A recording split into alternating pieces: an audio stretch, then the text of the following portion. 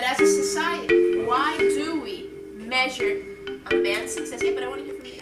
Why? And then you can go. Why? Answer the question when she's done. Why? Answer the question in the first place. Yes.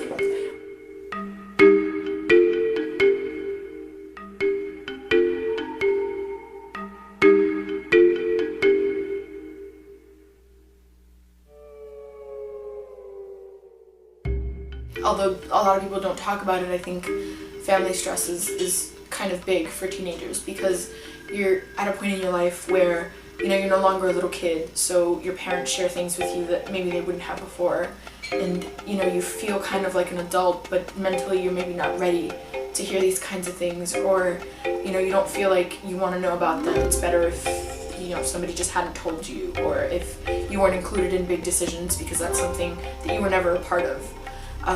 So I think that's one of the bigger stresses, now becoming an adult and no longer being just the daughter or the son or the whatever. Now you're part of the decision-making process, and now you're like an integral part of what your family does, like when it comes to like serious situations and serious decisions.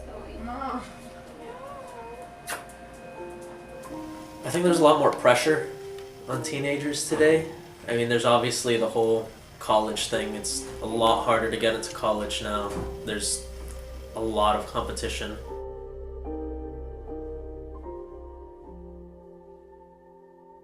A lot of people say that like depression is something you can just get out of, but once you've gotten into it, you know that like personally, once you've experienced it, it's like really it is a rut, because there are times recently when I've been like, oh, this sucks, my life sucks, and all this, and I use the word depressed to describe it, but I know I'm not depressed because I know what it's like to have been there. The severely depressed, those who are unable, shall we say, to get out of bed, for instance, can barely move a muscle, and that's a real and a genuine problematical disability.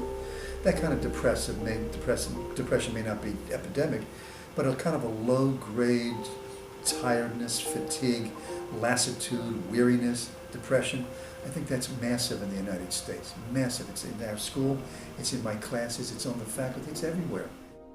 Some people will tell us you have to get everything in line, you have to have those good grades and stuff like that, but then there's other people shouting in your ear, you're young, be free, don't worry about a thing.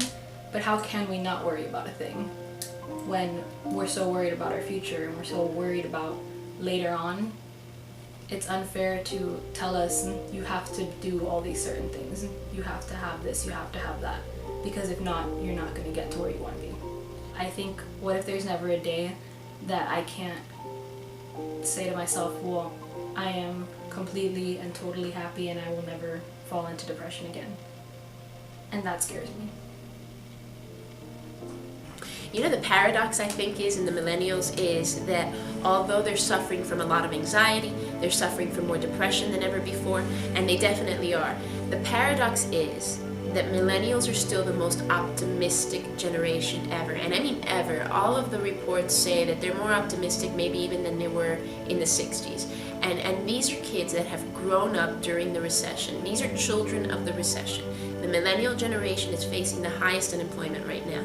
So they're unemployed, underemployed, underpaid. They're graduating with more student loan debt than ever before. And yet, overwhelmingly, they are the ones that believe that America is heading in the right direction. They are the ones that believe that the future is going to be brighter.